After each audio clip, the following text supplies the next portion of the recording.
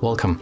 If you want to add widgets to the home screen in your XIAOMI Black Shark 4, at first you have to simply click and hold on your home screen and then go below for the widgets.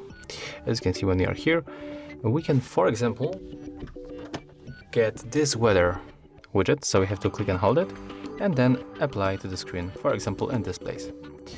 When we tap right now, we will get the weather information. Of course, we have to accept this stuff. We can just pick one of the city, for example, this one.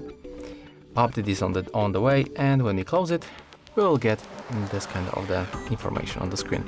Right now, when you click and hold it and then move around screen, you can move it around screens, between screens.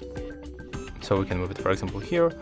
When you click and hold it, you are able to remove that widget, very simple, by tapping like that. And of course, you can attach few widgets on the screen. So basically that's all. If you find this video helpful, remember to leave a like, comment and subscribe.